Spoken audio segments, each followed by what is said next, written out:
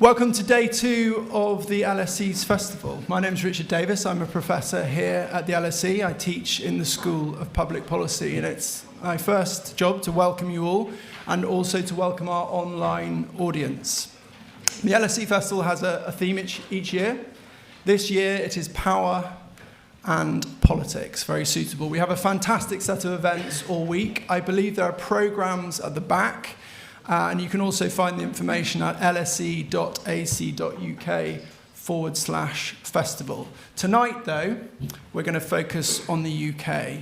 The country goes to the polls in 3 weeks. So whatever its political hue, we will have a new government. The question is, and the question for tonight, what should that government do?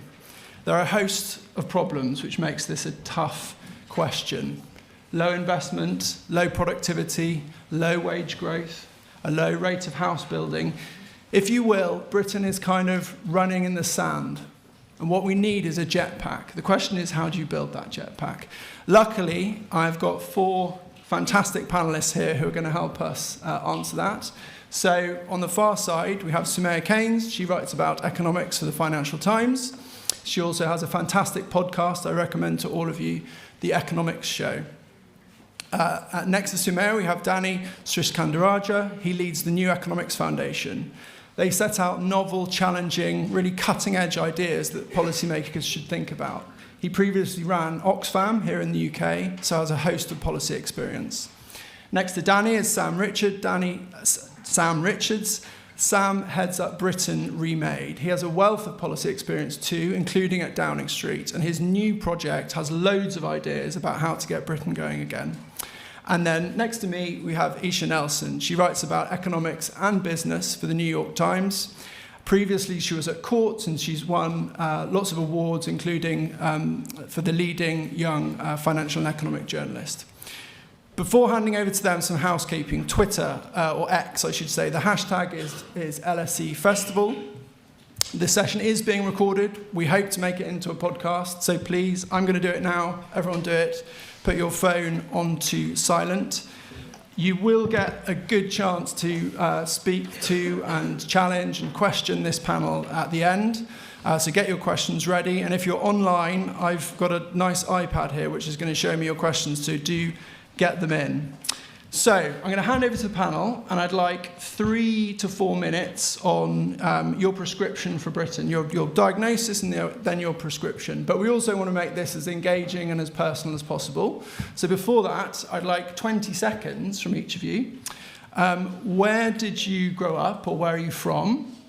And well, there are lots of students in the audience. What is your number 1 book on economics or policy or things that people should read? So I will start to show you how short I'd like it to be. My name's Richard. I was born in Derby. I grew up on the south coast of the UK in a town called Weymouth. I think the best book on economics, because it's about economics, how it should be, is a book called Almost Everyone's Guide to Economics. It's by J.K. Galbraith. So I'll go to, because I've worked with her before, I like to pick on her. Soumaya, you go next. Hi, I'm Soumaya. I was born in Islington. I grew up in Islington. And given that Richard very kindly promoted my podcast, I'm going to repay the favour and say the best book that you all should read is a book called Extreme Economies: What Life at the World's Margins Can Teach Us About Our Own Future. Extreme Economies will get you there. It's so good. I'm not just saying that because I'm on the panel. Okay, thank you. We will have an argument tonight, I promise. Danny. Hi, I'm Danny. I was born in Sri Lanka. I grew up in Papua New Guinea in Australia. I've been in this country for about 25 years. I was going to plug my own book, which is out in about 6 weeks, called Power to the People. But the E.F. Schumacher, Small is Beautiful. Fritz Schumacher was an alternative economist who wrote that book, brilliant book, 50 years ago, with some really profound lessons on rethinking what an economy how it should work. And I was rereading it recently. I still think it's incredibly profound. Great. Sam. Hi, my name's Sam. I grew up in West Yorkshire, born and raised there. The book that I recommend, it's more of a shorter paper than a book, but it's called The Housing Theory of Everything, and it's by Sam Bowman, John Myers and Ben Southwood, and explains so much of the stagnation that we've all been living through over the last 15 years. Thank you. Eshe. I'm Eshe. I grew up in Reading, so not too far. I made it a little bit further away from home. The book I would recommend is called All the Houses I've Ever Lived In, Finding a Home in a System That Fails Us by Kieran Yates, which came out quite recently. I feel like it's just a good example of a specific issue as opposed to all econ things. Brilliant, thank you. So that's your panel, all human beings, as you can see. I'm going to go first for their introduction. I think, in mine, I sort of said, Britain's stuck in the sand, we need a jetpack. That's kind of what you guys at Britain Remade are arguing for, isn't it, Sam? So why don't you give us 3 to 4 minutes on what you think should be done? Sure thing. So, for those of you who don't know, Britain Remade is a campaign for economic growth. What does that really mean? It is a campaign to get stuff built. We think that underpinning almost all of our current, we talked about the host of problems that you said that we had, and underpinning the high cost of energy for both consumers and for our businesses is the fact that it's too hard to build stuff. We haven't built a new nuclear power station in 29 years. We have banned building onshore wind in England. It takes 13 years to get a new offshore wind farm up and running, despite the fact that actually building the thing takes just 2. The rest of the time spent is all in planning.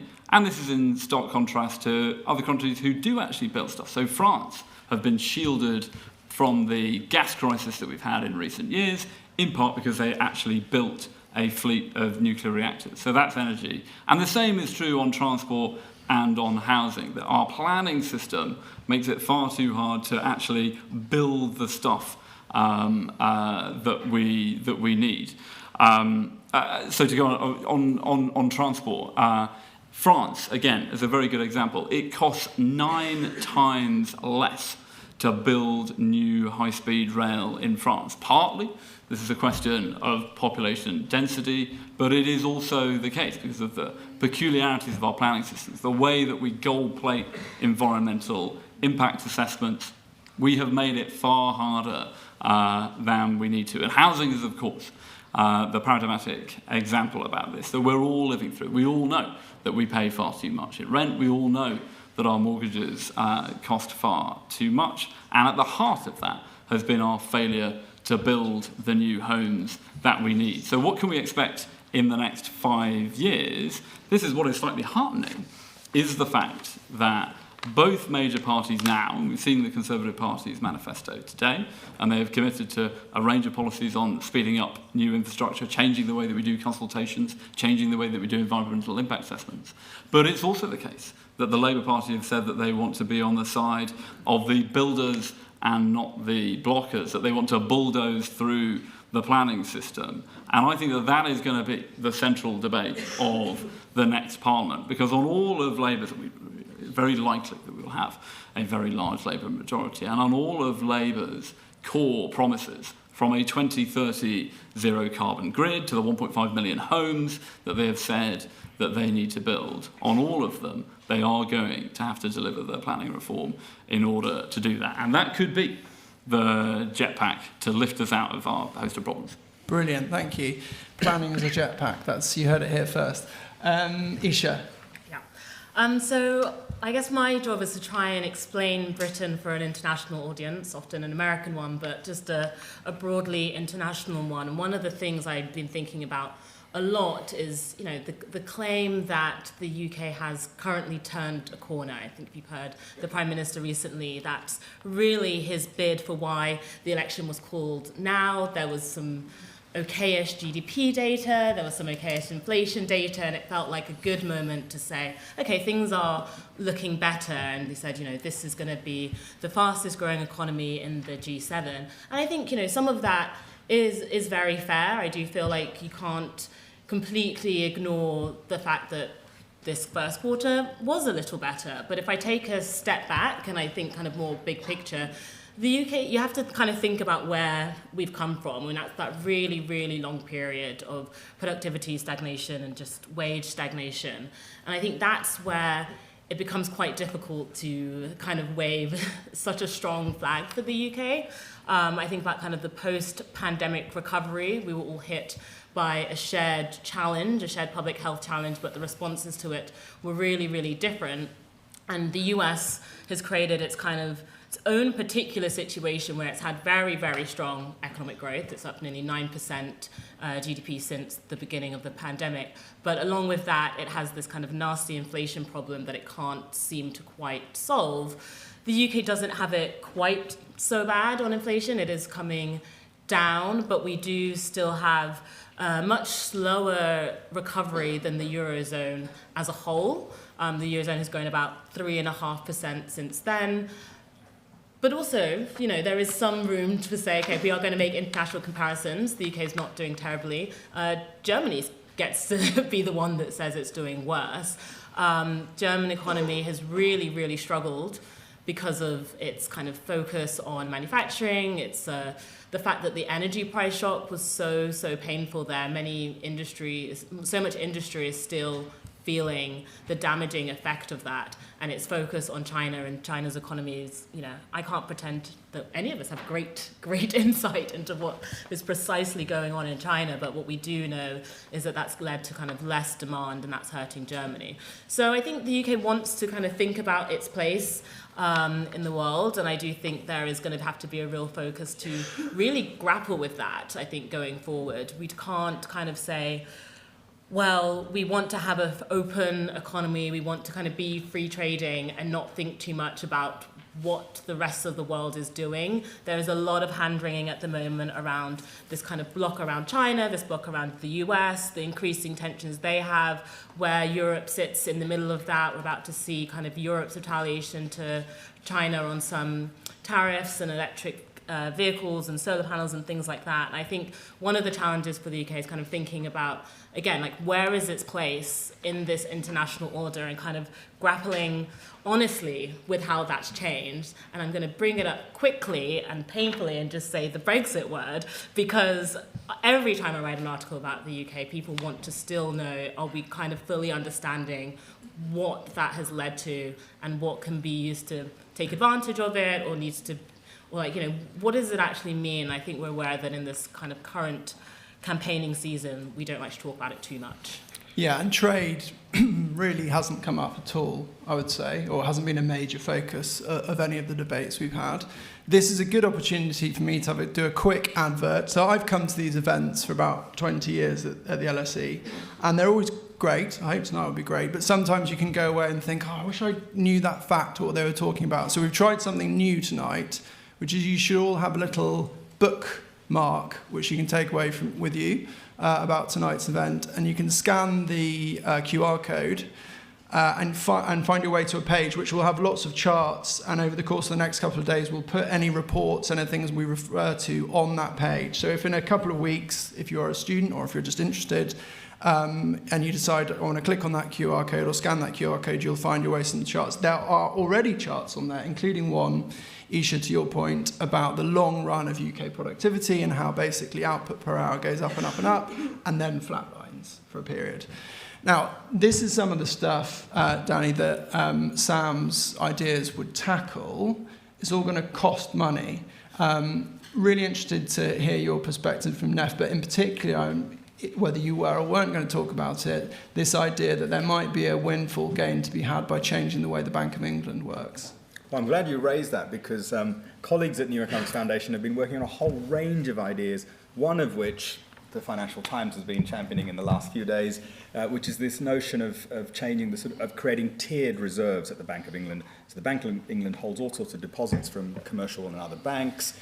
We pay, or the Bank of England pays on our behalf, a standard interest rates.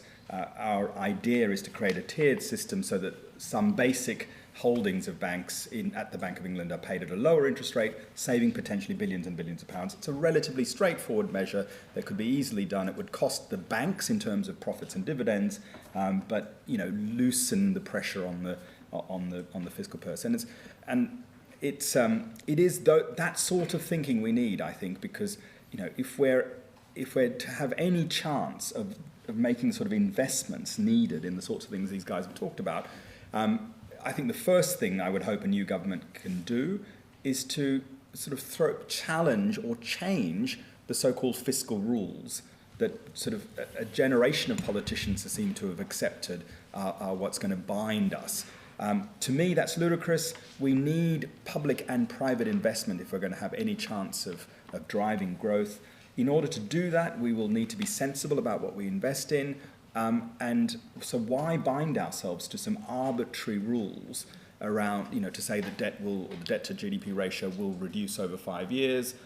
We need new thinking around that, and I think it's credible to do that in a more nuanced way. Colleagues at NEF have the idea of replacing the so-called fiscal rule with a set of fiscal referees, independent experts who can judge in a more nuanced way when borrowing is acceptable for particular types of investment. And so there are all sorts of different ways you might cut it. My real worry, and Eshe, you said the turning the corner point. So this morning, Rishi Sunak, when launching the Conservative Party manifesto at Silverstone, for those of you who don't know, the UK Silverstone is a racetrack, and he used this idea that he said Britain's economy has turned a corner and that's why we're at racetrack. And what struck me was I was worried you were going to say he used jetpack. I'm getting into a jetpack in a sec. No. But the problem is Silverstone is a circular racetrack.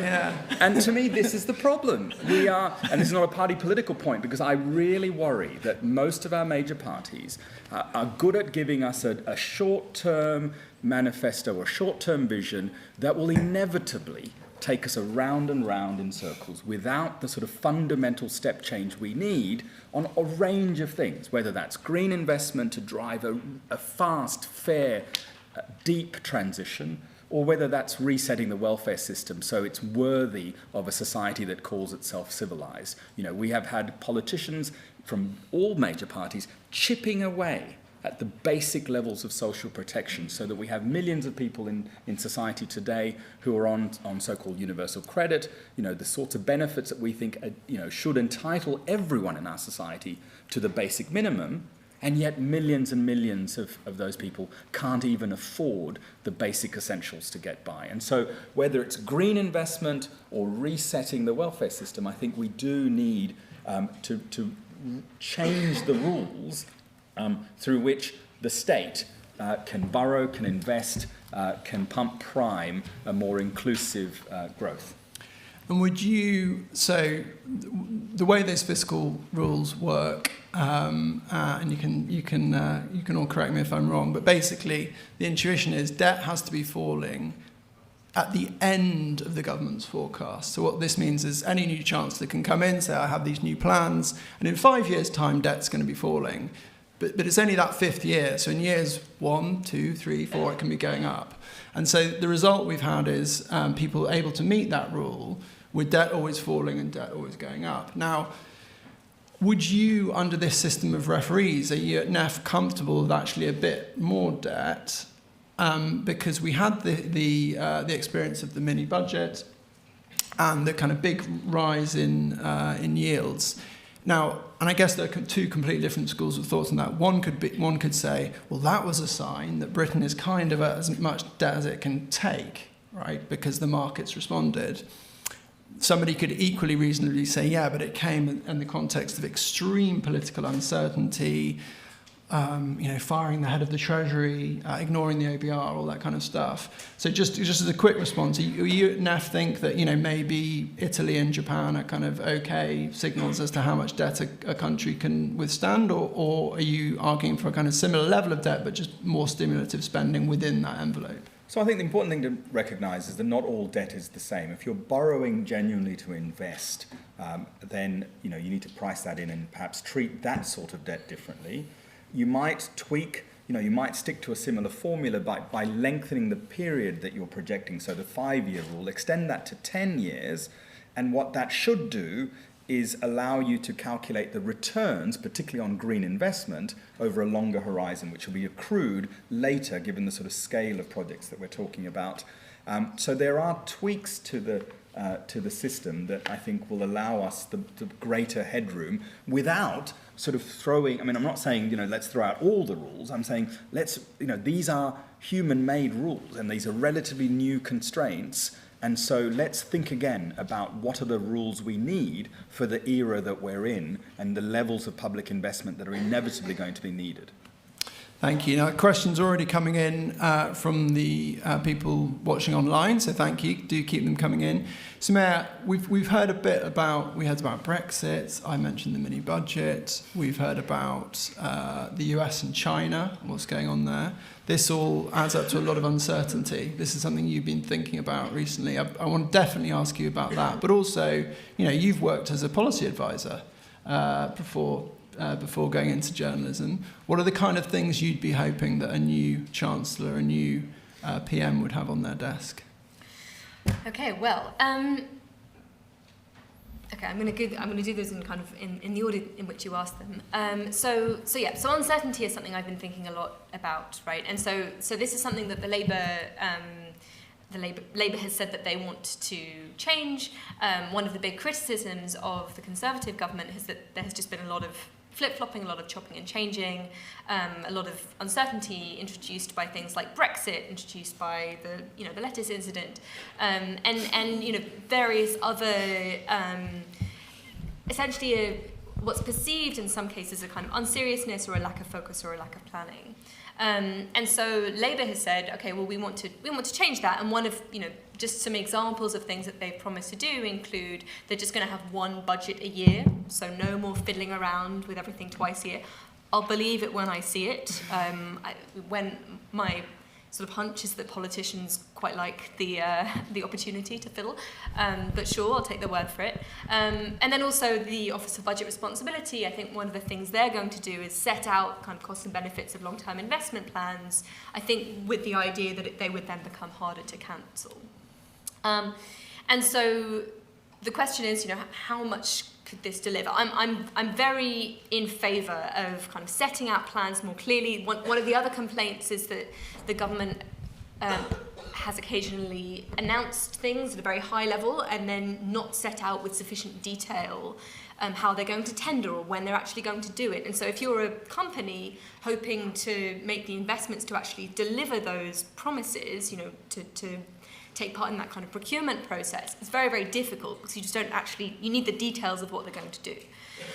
So it's possible that Labour's going to sort of change all of these things. It's going to be more boring. It's not going to, severely disrupt relations with its largest and closest trading partner. It's hard to do that again, but they'll, I think they're hoping to make that a more stable relationship. And it's possible that when it comes to things like the green transition, they'll be more clear about what they're going to do, and also just kind of happier to spell out that they are going to spend money on investment. So I wanted to do a kind of back of the envelope calculation. So I'm in favour of all of this, but I wanted to know, okay, well, how much could it really deliver? So there have been some academics that looked at a measure of policy uncertainty in the UK over time, and it's, it really has been all over the place. The past sort of decade and a half have not been great for policy uncertainty, according to this index. So this is Nick Bloom at Stanford. This is, a group of economists at Stanford, Nick Bloom, Steve Davies. Of British fame, originally. There's Britain there, don't you worry. And so they've done research basically looking to see at the relationship between changes in this uncertainty index and actual economic outcomes, right? So from that, you can sort of do back of the envelope. Okay, well, if uncertainty fell from, say, 110 to about 100, I mean, it's an index, it's kind of hard to think about those figures, but that's not an unreasonable change. If you thought that there would be not an unreasonable reduction in the amount of uncertainty, the kind of awkward news is that it's going to get you a bit of a bump. So I read about this, and you might get a bump to industrial production of maybe 0.1% to 0.7%. So industrial production sort of GDP. I'm not going to say no to 0.1 to 0.7% of GDP, but it's not going to be transformational. And then the effect on investment could be between maybe 0.7 and maybe a 4% bump to investment. Again, I'm not going to say no, but given the gaps of investment in the UK compared to other countries, given where we need to get to in terms of net zero, I'm a bit worried that it's going to help a bit, but it's not going to sort of get us where we want to go to. Now, there's a caveat, right, which is that this index that I'm talking about really does measure short-term uncertainty, right? So it measures the trusts debacle and Brexit and sort of changes that are reported on in the news. It doesn't do a great job, probably, of picking up that kind of long, lingering uncertainty associated with, well, they're just not saying anything about these particular plans, and so we can't do anything. And so it's possible that actually, if the next government sets out more of a vision, is clear about its plans, there could be a bigger effect. There could be a more positive effect from these better vibes. Multinational corporations think that the UK is just a better place to do business. Maybe. Let's hope so. But on the other side of things, my other worry is that the rest of the world is not going to stand still, right? So it's possible Labour could become much more boring. That could deliver a bump to investment and growth. But the rest of the world might become much less boring. It's quite a scary place out there. We've got odds of Trump winning the election much higher than I would like. And if that happens, you've got geopolitics going. I'm not an economics person or a geopolitics person. The geopolitics stuff is really scary. Middle East, Taiwan, and even on the economic side, it's not entirely comforting. As Eshe mentioned, we've got issues about how China is trying to prop up its domestic economy by essentially subsidizing particular industries involved in the green transition. I don't think they understand how that's going to be received by Europe, the UK, the US. It's not going to be a case of, oh great, thanks for subsidizing all this cheap green stuff, thank you. No, that's not going to happen. There's probably going to be some kind of trade barriers, retaliation, and that could get quite nasty quite quickly. Okay, so that's interesting and quite concerning. So just to massively simplify what you're saying is there is this kind of idea in economics that there's almost like a free good when it comes to uncertainty. Because often what we talk about, and we'll talk about it in a minute, you have some idea, you need some certain amount of money to spend on it. But with uncertainty, the idea is you can come up with a new system of policy frameworks. And we saw this in an associated way with the rise of independent central banking, where basically if you just have better economic policies, it's not a question of spending more money. The inflation rate can come down, the investment rate goes up, yields on bonds go down, and it's kind of free in that sense. But you're sort of saying, actually, first, the effect might be pretty small, and second, this has been a very domestically focused election, and I think we can very clearly see from what has been going on with China, look at, for example, what Soumaya's colleague Gillian Tett's been saying at the Financial Times and so on, that the new Chancellor is going to be involved in quite an interesting international debate. We shouldn't bank on this. I want to go back, though, to Britain, because we've had a great question from online. I'm going to come to the audience in a second and open it up. But we've seen in France and in Germany over the past few days votes in the European election which have shown strongly in favour of kind of far-right groups. And a lot of the complaints there have been to do with inequality, left-behind areas, and so on. If you were, and I'll give you a break, I did ask it to you, but the question to Soumaya, starting with you, Sam, what would you hope of the things that you've been working on would be on the new Chancellor, the new PM's desk, but specifically that would help with that problem, would help, if you like the phrase levelling up, use the phrase levelling up. If you like the phrase quashing inequality, bringing left-behind areas back to the forefront. Well, look, as part of the campaign, we've been right around the country, and the number one issue that everyone has raised has been the cost of energy. Britain had higher energy costs before gas prices went up by 200% after Putin's invasion of Ukraine. So one of the best things that the incoming government could do would be, firstly, immediately, fully lift the ban on the cheapest source of energy, onshore wind, that currently exists in England. The government has changed the policy slightly, but effectively there is still a ban on building new onshore wind in England. And then secondly, as I say, that broader reform of the planning system to speed up the building of cheap new renewables and nuclear. I mean, it's also the case that a lot of these areas that we're looking to level up have strong heritage in these industries. So Anglesey, Cumbria, are the places where we had our first fleet of nuclear power stations, and they are crying out for more nuclear power. Teesside, where the steel was built that currently holds up the Sydney Harbour Bridge, could also be, and we're starting to see the new factories for offshore wind being built there. So I would say, number one, making it easier to build new sources of energy. Just very quickly, though, if I may, on the point around investing in the green transition and the need then to change fiscal rules in order to do that, if you spoke to Greg Jackson, who's the CEO of Octopus Energy and an actual real British success story over the last 15 years, he would not say that what they need is large amounts of government subsidy and government cash.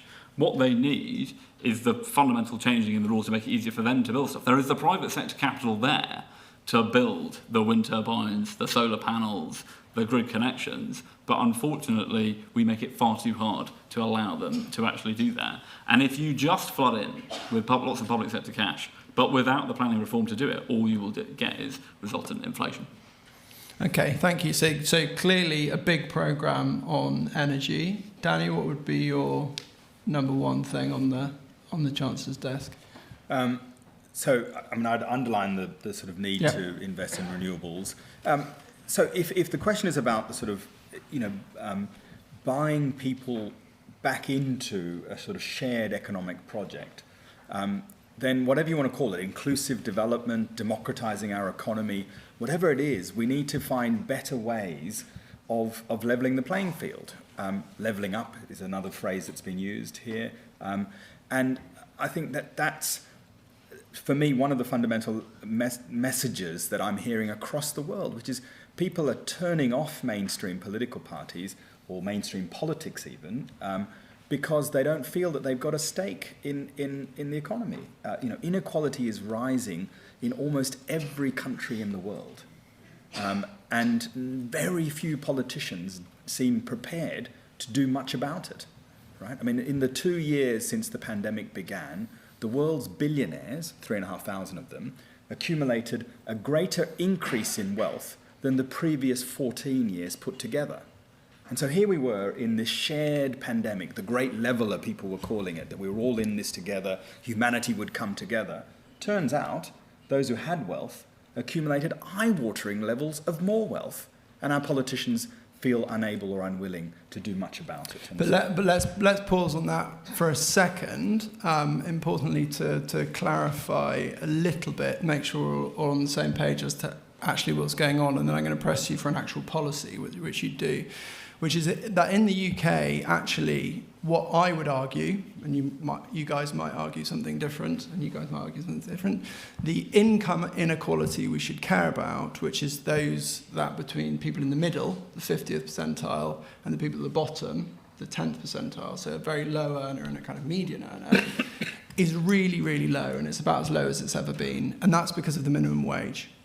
And in a way, that's a sort of optimistic thing, because it tells you we've had cross-party agreement, right? The minimum wage came in 1997. Everyone said, well, there's going to be huge unemployment. There wasn't. We brought in the Low Pay Commission. We got experts to look at it. And actually now there's really strong cross-party agreement that the minimum wage is helpful. So that's an example of what was definitely a problem and something that policy has been helped tackle. There's another way of looking at inequality. Don't want to get too jargonistic here, which is so this is all about income. There's other ways to make money, which is the money that capital gets, so the owners of the firm. And that's where the billionaires are. This is not to do with people's pay packets. People's pay packets actually in the UK have become a bit more equal. It's that the whole pie, more of it is going to those that own the shares, have big significant stakes in companies. So what would you actually do? I mean, one idea, from what I've just said, is actually much stronger policies which give workers ownership rights of their firms, because then when there's a big dividend, they'll get a bit of it. Is that something NEF would support? What other things could be done? Yeah, absolutely. So just on your earlier point, you're right. And part of the reason why returns to capital have been sort of outstripping returns to labour is because we are very bad at taxing wealth or the income derived from wealth, and politicians seem actively scared to confront that. And so one of the first things a new chancellor can do is to institute a better system for taxing wealth, or at least the proceeds of wealth, capital gains or whatever, and level it up to the taxes that we pay on income. It's a huge opportunity.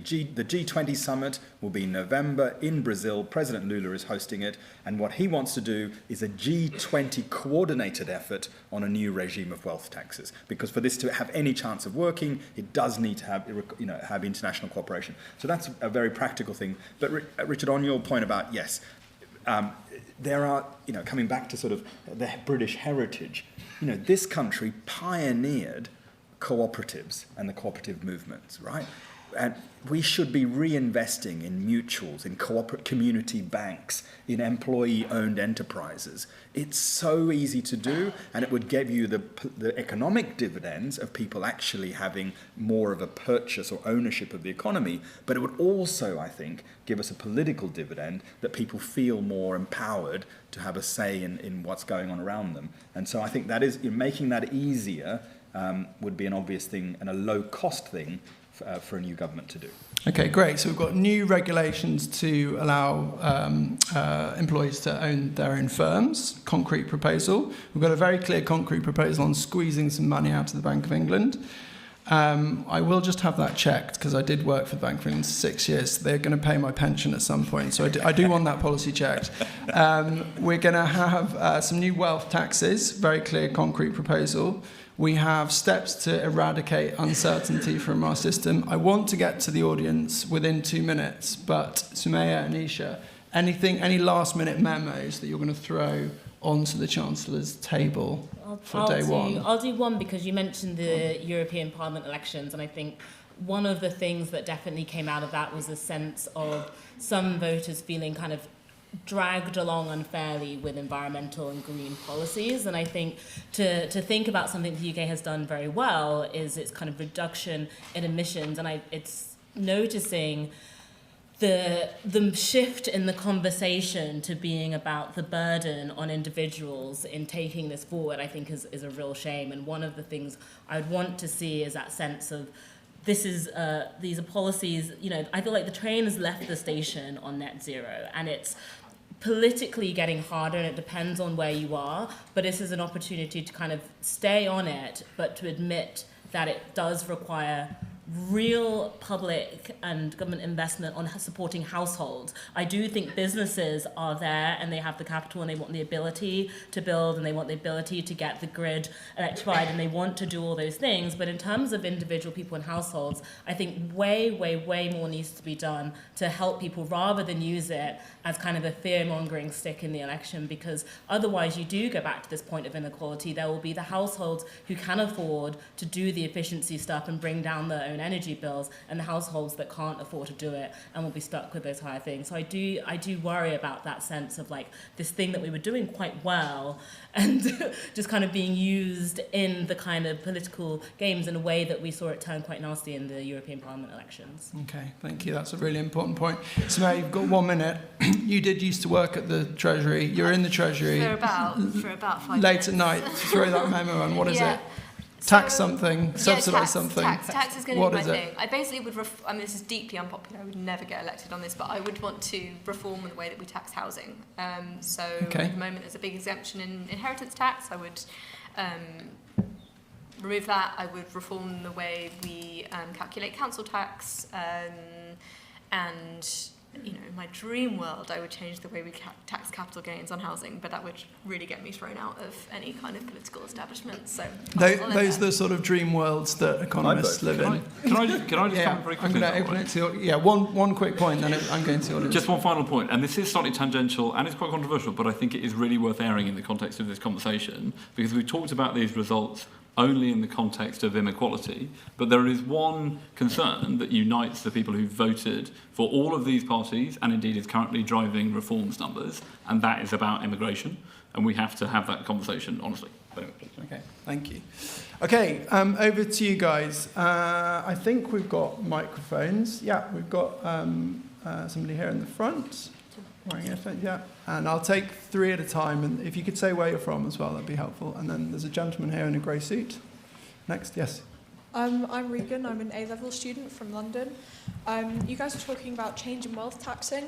I don't know this for a fact, but I'm assuming that it'll most likely affect richer people who earn more, and so they'll be taxed more, and it might slightly reduce taxes or maybe increase taxes for more working class people. But what policies do you think should be implemented to directly help those being most affected by the cost of living crisis? And you were talking about the necessary welfare reforms. Within that, what do you mean? What do you think is necessary to reform the welfare system and benefits? Thank you. Great question. There's a gentleman down here in a grey suit. Yeah. Good evening, John Robson. I'm a retired lawyer.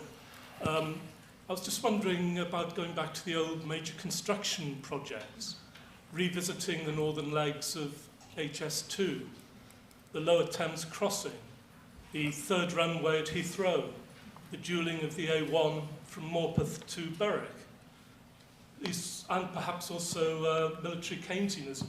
As people have been saying, we need to get more tanks, more planes for the aircraft carriers.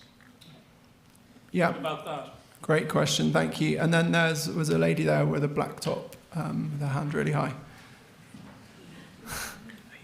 Thank you. Hi, I'm Francesca. I'm an accountant from London. You've mentioned briefly productivity. I was just wondering whether you could speak a bit more about Britain's productivity puzzle, what's caused that, and how one can improve that. Brilliant. Okay. Let's start, I think, with John's question. And I think probably that's in your area. You can start, Sam, and anyone else come in. There's lots of hands, so we'll go through them all, but why don't you answer that one? Sure. In short, I agree. The planning application for the Lower Thames crossing cost more to write than it cost Norway to actually build the world's longest tunnel. So hold I on. agree. So the paper. You're saying the paper? Yeah. The paper. The paper. Literally just the planning document costs more. Consultants. So that's consultants. It's lawyers. That's what you call a killer fact. And time? How long? It was so it's kind of like if you lay it end to end on A4 sheets, it is 5 times longer than the Lower Thames crossing itself. It weighs as much as I think 3 polar bears. This just shows you that I agree. There is absolutely a scope for us building big infrastructure projects, but at the moment it's basically impossible in this country as a result of our planning system. Can I ask a kind of follow-up question? Sorry. Go on, sorry. Okay, so to be clear, I'm in your camp. Let's go. Let's build. But the kind of complaint or the criticism you sometimes hear, I think, from some on the left, is that this is all very well, but democracy is important, right? So what about the people who can't sell their homes because there's plans for a railway to go through them, and they haven't been compensated, and shouldn't they have a sort of a say, right? I mean, there should be some checks on what happens. How do you? Are you saying that how do you not go too far? Basically, what's reasonable? Yeah, there definitely should be some checks. I think that the problem is that we've got to the point where absolutely everyone involved in the process doesn't just have a say, but has almost a veto.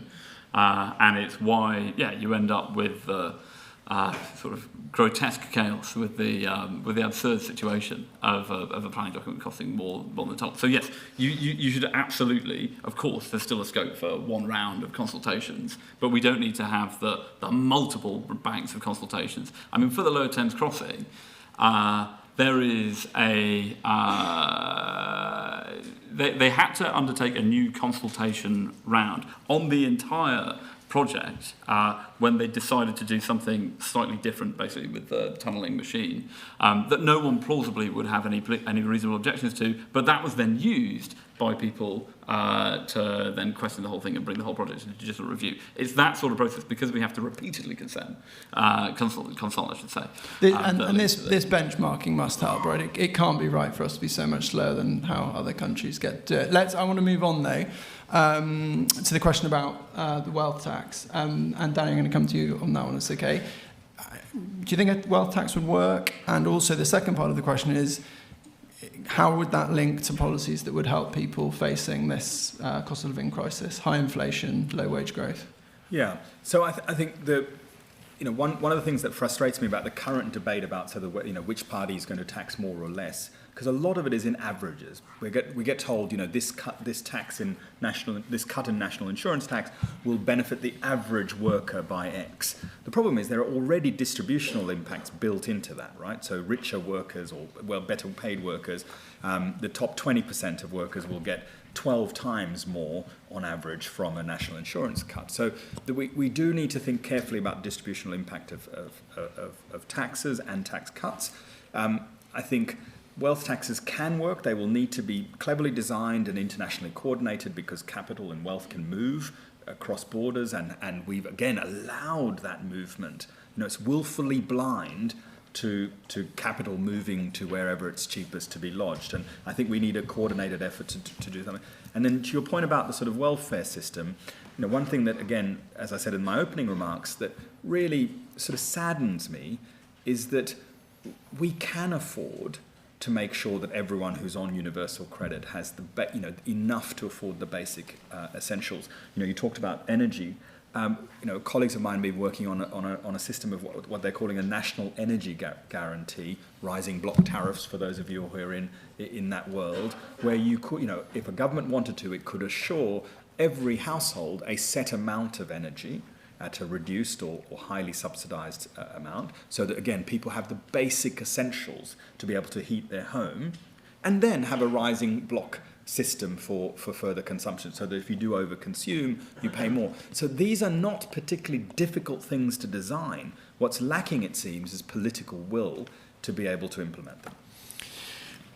Okay, that's brilliant. I'm going to come back to the audience. I'm going to take Francesca's question, if that's okay, because it's something I've worked a lot on. And if you do click on the QR code, scan is the word, I think, QR code, you'll see a chart of output per hour, which goes up in the UK, and then it just stops going up at the time of the financial crisis. So what's the problem with that? Well, if you have got, you're getting more output per hour out of your economy, then it's intuitive. At the end of the year, the month, whatever you want to say, the firm has produced more stuff, and it can do lots of things. It can give higher wages. It can reinvest the money in its equipment, or it can give higher dividends. Okay, and those are three really good options, and they all come from productivity. And this is why we as economists go on about productivity. We've had no increase in productivity, really, since then. And lo and behold, we have low wage growth, low investment, and actually, and that's unpopular to say, relative to other countries, our companies, in terms of their stock market performance, are not doing well. So it's a huge problem. It's the foundational problem for the UK, your question. There's lots of research on it. My best guess is that because it happens at exactly the time of the financial crisis, it's to do with the financial crisis. I don't think we've sorted out the flow of loans to firms in this country since the financial crisis. And we also have seen a slowdown in firms taking one another over, and kind of rivalrousness and dynamism, you would call it, amongst UK firms. So I think that's the answer to your question. Okay, let's have three more questions. At the back, there's loads. There's a gentleman right at the back who gets the award for the highest hand. Mm-hmm. And then coming down from him, a girl with a white top on, and then another lady with a beige top on. So this column here. Guy at the back, and then two. Yes, please. Yeah, you, yeah. Thank you very much. Ali Miraj, LSE alumnus, broadcaster and financier. I think it's really interesting that there's been a lot of talk about planning and about all these things, which all make a lot of sense to me.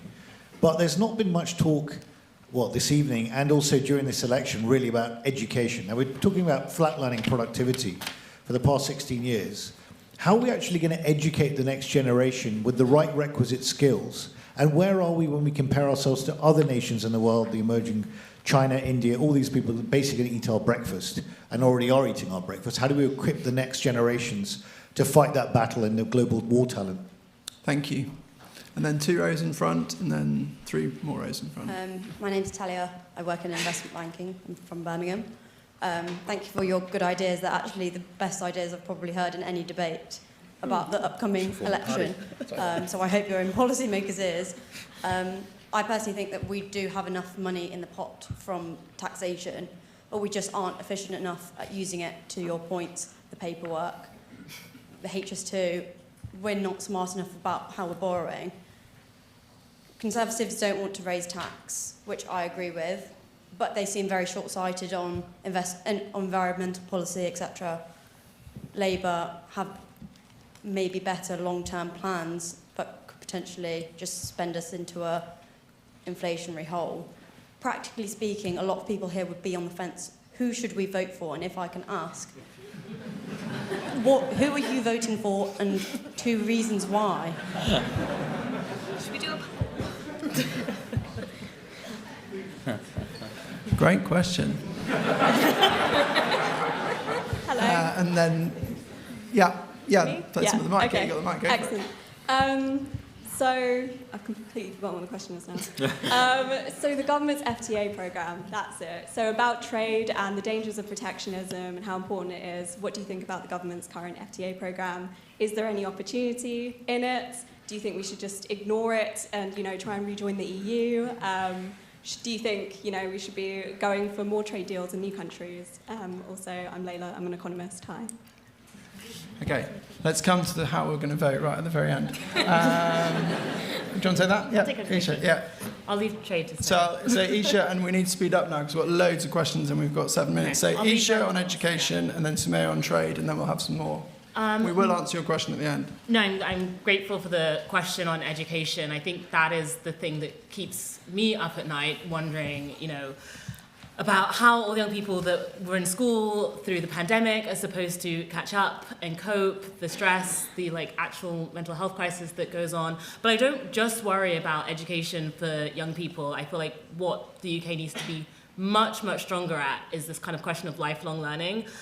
Recently, I feel like, despite being an economics reporter, I've spent a lot of time having all these kind of existential conversations about AI, and lots of people want to believe that this is going to transform everything. This will be the solution to our productivity problem, to answer that question from earlier.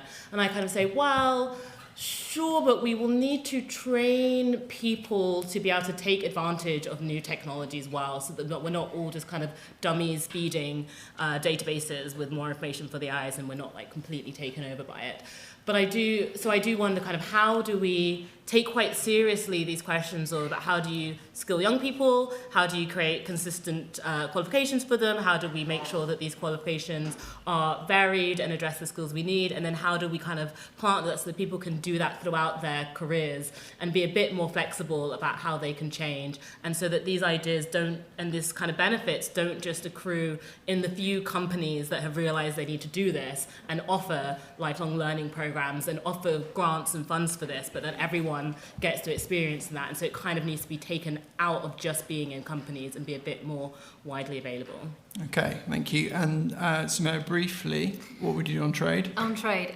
Okay, so 1, I would acknowledge that FTA is not going to offset the costs of Brexit. 2, I would say if you're going to have a free trade, if you're going to try to do trade deals with countries, make sure that you're actually doing something and not just getting photo ops. There have been a few kind of, they call them memorandums of... Basically, we got this idea that we would sign trade deals with US states, which was really fun because you got to go and shake hands with an American senator, but they don't do very much. Probably save the plane fare. There are good things, but I think the kind of final point is that you do need to acknowledge that the deeper the trade deal you start agreeing with, countries like the US or India or whatever, the deeper that is, the more the problems that there could arise when trying to strengthen the relationship with the EU. And actually, the EU is really big, it's really near. Maybe let's just try and focus on that first. Okay, thank you. I'll go over here. There are apparently some people really keen. A guy at the front there, where? Oh, it's gone now. Okay, and then there's a lady next to a guy with a laptop. Yeah, there. Yes, I'm a LSE alumni. What about more devolutions to the regions, more power and more maybe even tax raising revenue, so they can, so that public services can meet the needs more closely to the regional bodies? Thank you. And yeah, there's a lady midway up at the back. So, yeah. Hi there, my name's Uni Natalia. I do the Strategy for an Investment Fund. So my question is, a lot of these kind of structural changes revolve around vested interest. Does the panel have any thoughts on what could be done to sort of have that structural change? Vested interest in the sense of people that would not... Okay. Yeah. And then one more, so the loads in the middle. Andres. Thank you. I'm a professor here of public policy. Two quick ones for Danny. Your emphasis on changing fiscal rules would seem to imply that the problem is a lack of demand, while everything that I've heard so far in this panel suggests the problem is a lack of supply. Productivity is supply. Difficulties for building are supply. Mediocre education is supply. So, given that we have a fiscal rule which is ludicrous in the sense that it's very easy to avoid, why put the focus on that? That's question number one. Question number two is, I am sympathetic to the idea of a wealth tax, but I'm a little shocked that nobody's mentioned the obvious wealth tax, called a property tax. A property tax. Well, you mentioned it, but in terms of capital gains, I would be much more basic than this. If you buy a flat in New York, which costs $1 million, the first thing that you worry about is property taxes. Council tax in this country is, let's be honest, a joke, right? And it is very regressive because it doesn't go up linearly with the value of the property, or in fact, even non-linearly with the value of the property. So is it simply politics? Is it simply impossible to think that Parliament would pass a property tax bill of the kind that every civilized country has? And if so, if they wouldn't do that, why would they possibly do a wealth tax? Okay, panel, really short answers now, because I want to do one more round, and then I want to let people get to their drinks on time. Devolution. Who's got an idea on devolution they would like to... Yeah, go on. So you're absolutely right. One of the reasons why France is particularly good, why its regions are particularly good at building local transport infrastructure, is because their regional mayors are allowed to borrow in the way that ours aren't. And so one of the things that the next government should do is to give metro mayors exactly that same power.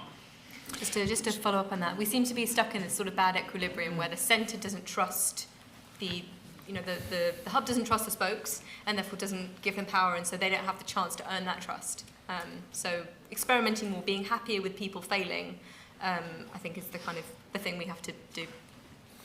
Then vested interests in terms of policy. Well, there's an idea here. So one thing you could do is I'm not 100% sure I'd go down this road, but it's an idea out there. You could just really apply some economics to it and say, well, listen, if you live under Heathrow and you don't like the new runway, we're going to calculate some loss fee for you and going to give you a payment to do that. So some people advocate a planning system which is funded actually to buy people off, to measure their vested interests and to more aggressively give them payoffs. I think there are problems in that, but if we're going to really supercharge planning, you might need some of that in some situations, I think. Let's take that one afterwards over drinks. And then, Danny, you must respond to Andres. Yeah, I think so. The concern I have is that we're being told by politicians of many major parties that we can't afford to invest in, say, a great homes upgrade to insulate our homes because the public purse is just is too constrained, and we've got that sort of austerity mentality. And so our starting point is, why design your sort of an epoch defining sort of moment for us as a society? Why limit yourself to these arbitrary fiscal rules? We need rules, but let's think about what our era of humanity needs and do it that way, rather than say we've got these arbitrary rules and we're going to stick by them. And we've talked a bit about the international dimension. We're the only major country cutting our aid budget while hunger and humanitarian emergencies are rising because we're being told that there's not enough money. So we're not even living up to the very obligations that we laid out and enacted in our law just a few years ago. It's heartbreaking that austerity is costing lives in such direct ways, here in this country, but around the world as well. Well, thank you, Danny. We started 4 minutes late, so I'm going to give myself 3 minutes. We'll finish at 7:34. There were lots of questions from young people, particularly in the middle here, which I'd like to get to. So there's a guy there with his smart tie on, looking good, sir, making me feel bad for not wearing one. And then his colleague in front, potentially. Yeah, go for it. Hi, I'm Ridwan, from London.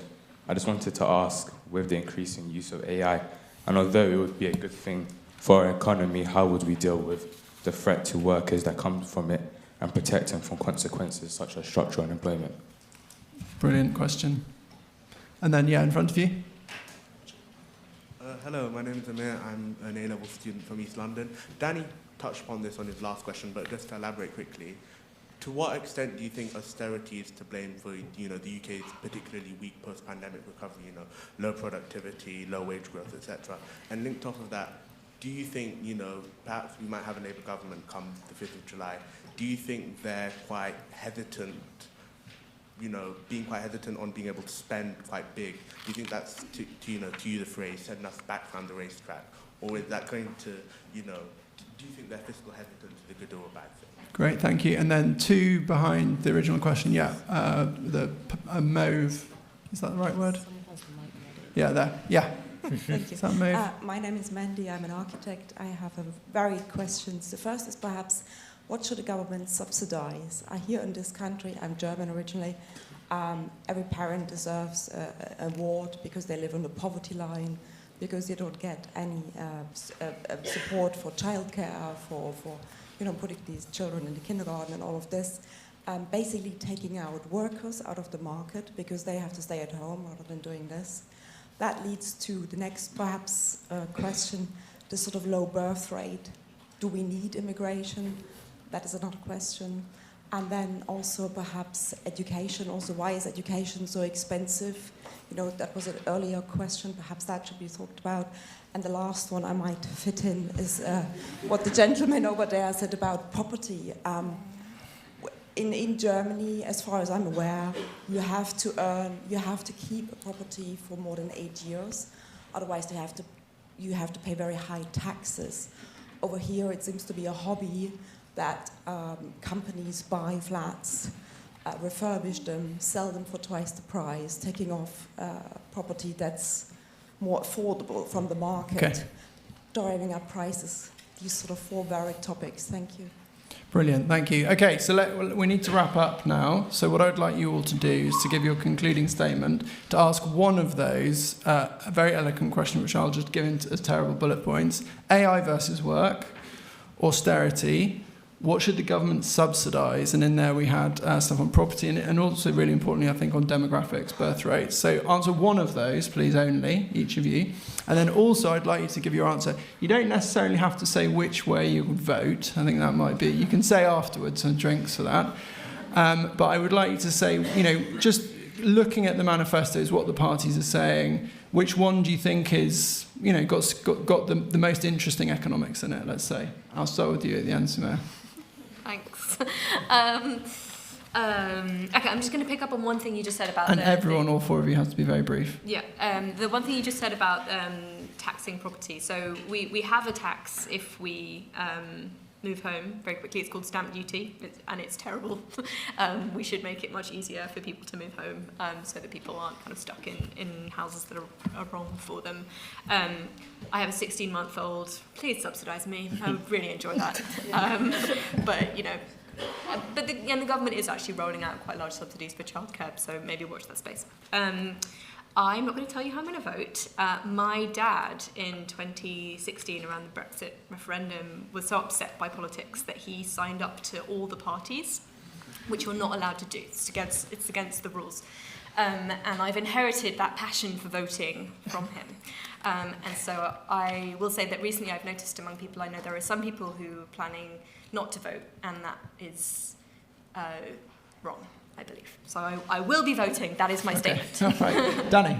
Yeah, austerity has mattered a huge amount. It's profoundly changed people's lives for the worse.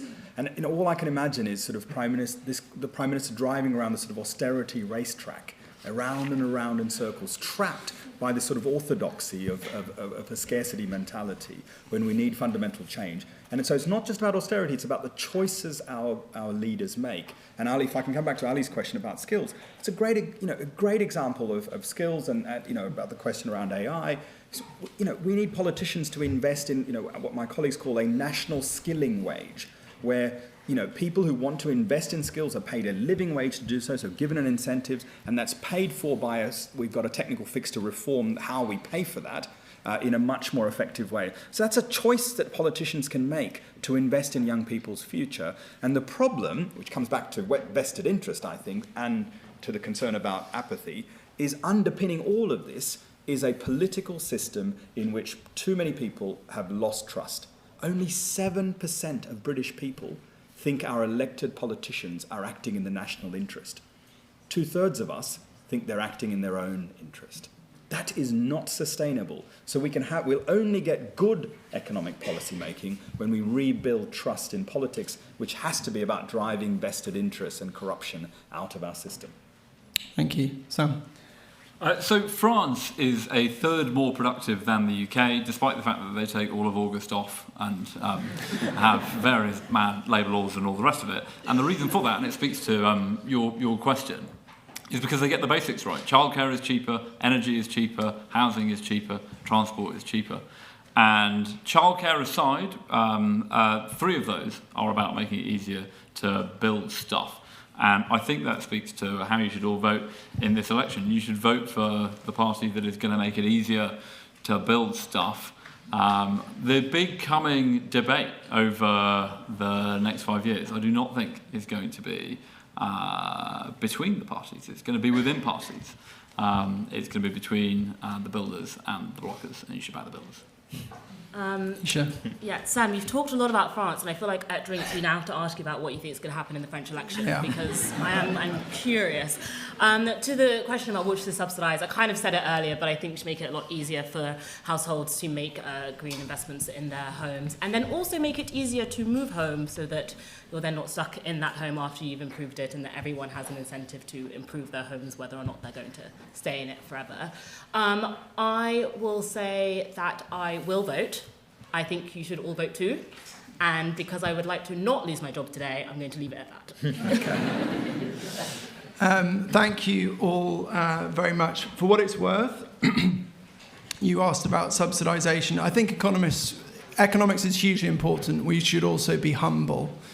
Countries across the world have tried to subsidise families and birth rates. France, most particularly, 20 years ago, they started doing it. Japan since. It has done first order nothing to the birth rate. So economics is hugely important, but there are lots of other forces going on. To the question of who I would vote for, I think that all 3 of the parties are missing some huge issues that are on the table, which we've discussed, and maybe that's kind of political strategy. The one thing that I would point everyone to, and I share some background with Ed Davey. I've never worked with him, but he's been talking about disability, and particularly has disability in his family. That's something that I have had. And we need to remember we're in an ageing society, and whether you have it now or you have it in the future, everybody is going to face that issue. So for me, in terms of who has put an important thing on the table, which we weren't really discussing enough before, of the 3 parties, it's actually the Lib Dems. I'm not saying I'm going to vote for them, but I just think their strategy, they've elevated the debate in one area, and hopefully this panel have identified for you other areas, from trade, from cost of living, from decent plans on investment, where the debate needs to be elevated in other areas. So I'd just like to thank our panel and invite you all to meet us for drinks outside.